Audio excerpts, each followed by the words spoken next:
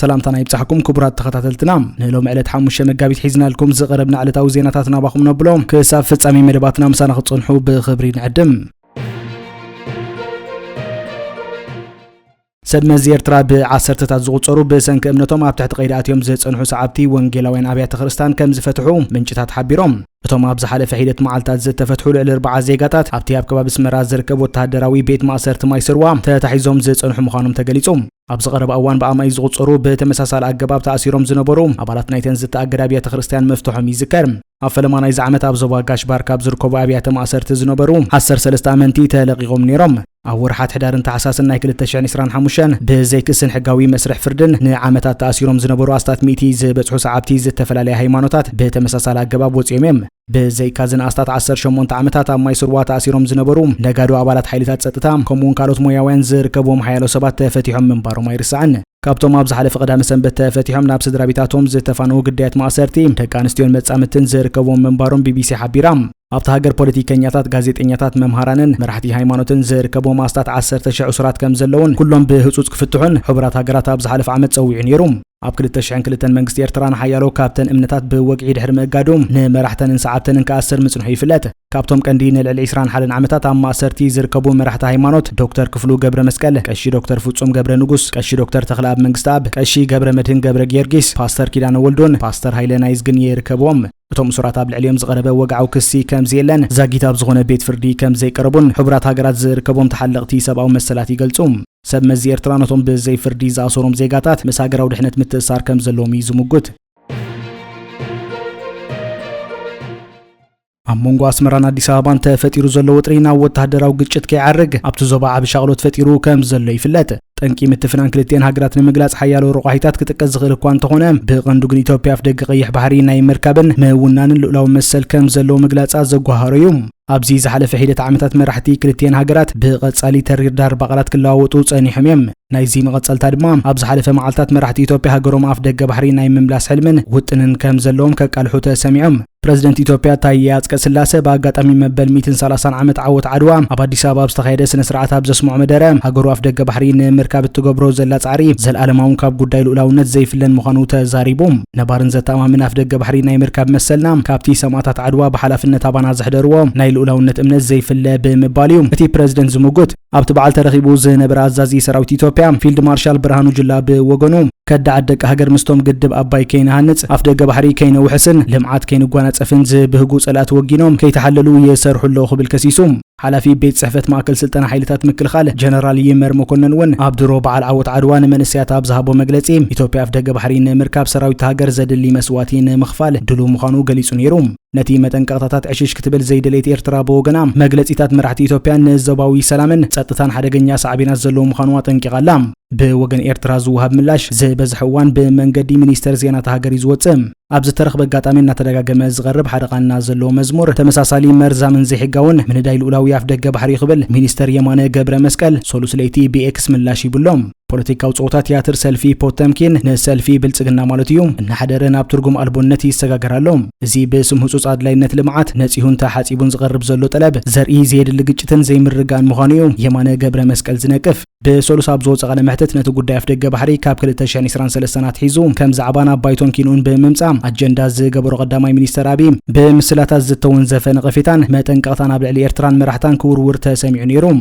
ኣብቲ ንሕወሓቱን አልሚሙ ዝዓለመ ባጫ ዝተሓወሶ መልሲ ከም ቀደም ይመስለክን ሕጂ ወስደክን ክብል ግጭትን ተተወሊዑ ዘየዳግም ስጉምቲ ክወስድ ምዃኑ አሚቱ ሕወሓት ምስጨና ልምዓት ዘይፈልጡ ግዳማውያን ሓይልታት ወዘልዘል ይብላሎም ባዕሉ ዝፈጥሮም ጸገማት ከም ሰበብ ተጠቂሙ ድማ ውግእ ይቅስቅሳሎም ካብ ቃላት ሓሊፉና ወተሃደራዊ ምትንኻፍን ተኣትዩ ግን ከም ቀደም ይመስለክን ሕጂ ወስደክን ጥራይ ክብል ዝኽእል ክብል አብይ አሕመድ አጠንቂቁም ሕወሓት በመንገድ ጽምደው ዝተባሃለ ተበግሶም ድሕሪ ደማ ኹናት ትግራይ ምስ መንግስቲ ኤርትራ ሓድሽ ርክብን ዝምድናና መምስራት ከም ዝጸንሑ ይፍለጥ አብይ አሕመድ ኣብቲ በ3 መጋቢት 2026 ዝተፈነወ ቃለ መጠይቁ ንመንግስቲ ኤርትራ ሕጂውን በምትኹታኽ ከሲስዎሎም ሕጂውን ኣለኹ የንምባል ውጥም ቅልቅል ይብላሎም መልእኽተይ ንሰራዊት ኤርትራ ቀንጠብጠብ ትብል ዛደዋ ተምጽኦ ኣለዋ ጥራይ ክብሎም ዝኽእል ኢሎም أول حتى ቃለ መሕተት አካይዱ ዝነበረ ፕሬዝዳንት ኢሳያስ ውን ነቲ በወገን አብይ ዝውሃብ መግለጺታት አብናታቶም ማዕዲ ናይ ቆይቂ ማዕዲ ናይ ሓሶት ማዕዲ ናይ ምድንጋር ክንዕደም ይብልናን ስራሕና ክንገብር ክንክላለና ኽብል ምላሽ ይብሉ ነይሮም ዜናናትና ከማን ክተቆሰ ይብሉን ክዛረበሉ ዘይብሉ ጉዳይ ዝኽብል ብምናኣስ ናብ ከም ዚዳ መሰል ቅልውላው ዘምርሕ ሰብ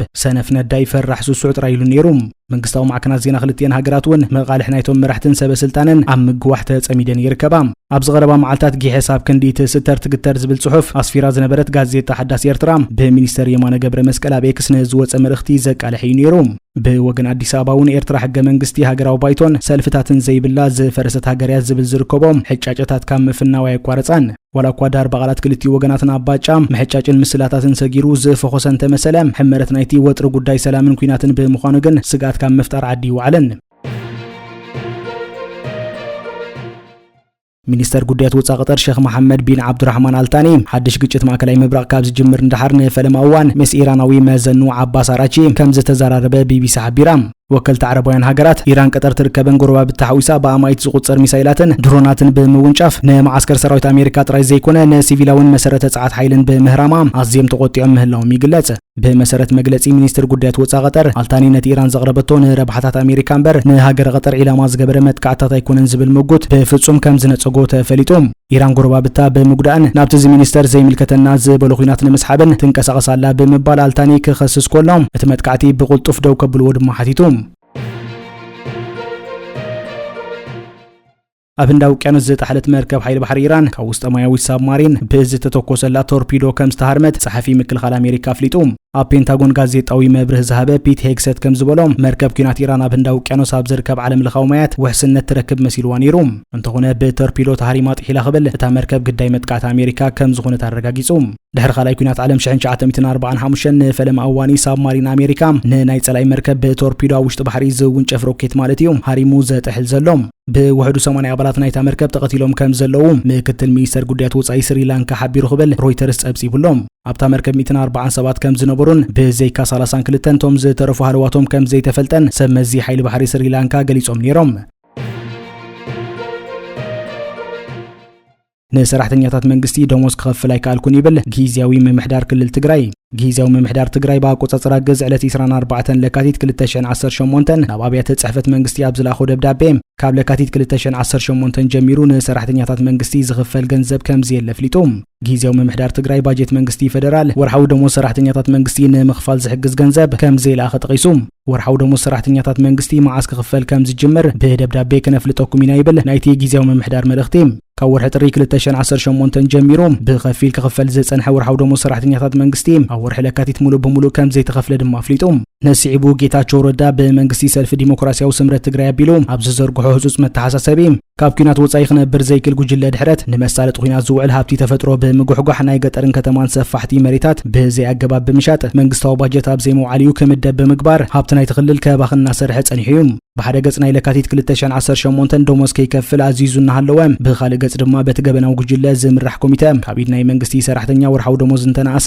20 ክቁረጽ መደብ ኣውሪዱሎም እዚ ኸያ ክልእቶት ምትኻብ ብዝብል ገንዘብ ንኽዋጻእ ብዘካየዶ መጠነ ሰፊሕ ጎስጓስ ከይሰመረሉ ምስ ተረፈ ኣብ ትሕቲ መንግስቲ ዝመሓደሩ ዝነበሩ ገዛውትን ታሪኻዊ ቅርስታትን ከይተረፈ ንምሕራጅ ይሸባሸባሎም ኣብ መንጎ ክሕርጆም ወሲኑ ዘሎም ቤት ጽሕፈት ኤፍኤም መቐለም መነን ሆቴል ሜጋ ሕትመት ኦርኬስትራ ፖሊስ ኣብ ኩሓ ዝርከብ ትሩንጎ ሆቴልን ካልኦት ሰፋሕቲ ትሕዝቶ መሬት ዝርከብዎም ብርክት ዝበሉ ሃፍቲ ህዝቢ ትግራይ ንተሓባበርቶምን መሻርክቶምን ዝኾኑ ሰብ ሃብቲ ግሉጽነት ብዘይብሉ ብውሽጣውሽጢ ክሕርጆም ይሰርሕ ከም ዘሎም ውድብ ስምረት ኣረጋጊጹሎም ነዞም ናይ ህዝቢ ሃፍቲ ዝኾኑ ቆምቲ ንብረት መንግስቲ ከም ማሕደሮም እምበር ናብ ሳልሳይ ወገን ከም መሓላልፎም ከም ዘይክእል ብኣዋጅ ዝተኸልከለ ኮይኑ እናሃለወ ሕጊ ብምጥሓስ ዝፍጸሙ ተግባራት ተሓታትነት ዘስዕቡ ምዃኖም ኣብ ግምት ብምእታው ኣብዚ ተስፋ ዝቆረጸ ጉጅለ ድሕረትን ጉሕለትን መሳርሒ ብምዃኑ ብውልቀ ተመልሚልኩም ተሳተፉ ዘለኹም ሰብ ሃብቲ ብምሉእኩም ተጫሪትና ዘሰዓርናዮ ዝብል መከራኸሪ ሓሳብ ተቐባልነት ከም ዘይብሉ ፈሊጥኩም ብህጹጽ ካብ ዝዓይኑ ዘፍጠጠ ጉሕለት ክትቁጠቡ ኣጥቢቕና ነተሓሳስብ ነዚ ጻውዒትን መተሓሳስብን ዕሽሽ ብምባል ኣብዚ ዘይሕጋዊ ጨረታ ኢዱ ዝሓወሰ በዓል ሃብቲ ኣብ ጥፋት ውግእ ትግራይ ድሕር ጉጅለ ኢዱ ከም ዝሓወሰን እጃሙ ከም ዘበርከተን ተቆጺሩ ናይ ሕጊ ተሓታትነት ከም ዘስዕብና ፍለጥና ኣብ ዘመዳይ ባንክታት ውን ዝኾነ ይኹን ሜላ መስርሕ ባንክታት ተጠቂመን ኢደን ከይትዋ ውድብ ስምረት ይሓትት ኣብ መወዳእታ መላ ህዝቢ ትግራይ ብሓፈሻ ደለይቲ ለውጢ መናእሰይ ድማ ብፍላይ ኣብዚ ተስፋ ብምቑራጽ ትግራይ ተማልዩ ንኽጠፋ ኣብ ጫፍ ገደል በፂሑ ዘሎ ጉጅለ ድሕረት ኣብ ዘካይዶ ዘይሕጋዊ መስርሕ ሓራጅ ዝኾነ ይኹን በዓል ሃብቲ ኢዱ ከይሕውስ ብዝተወደበ መልክዑ ክትምዕዱ ክትከታተልዎን ብጽንዓት ክትቃለስዎን ውድብ ስምረት ደጊሙ ይጽውዕ ክብል ጌታቸው ኣብቲ ኣብ ገጻት ፌስቡክ ዝዘርግሖ መግለጺ ገሊጹሎም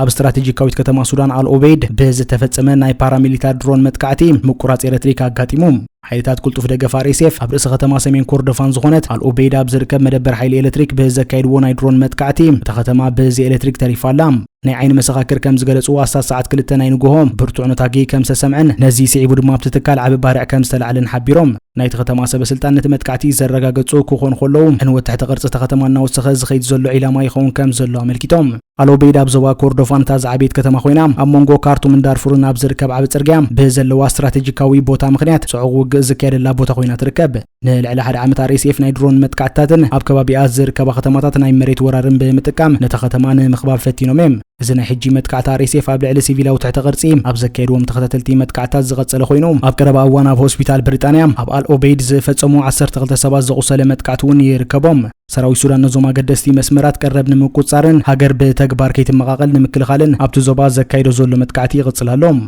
ዝኸበርኩም ተዓዘብትና ንሎም ዕለት ዝበልናዮም ዜናታት ነዚ ይመስሉ ኣብ ቀጻሊ ብተመሳሳሊ መደባት ክሳብ ንራኸብ ሰላምን ጥዕናን ንኹልና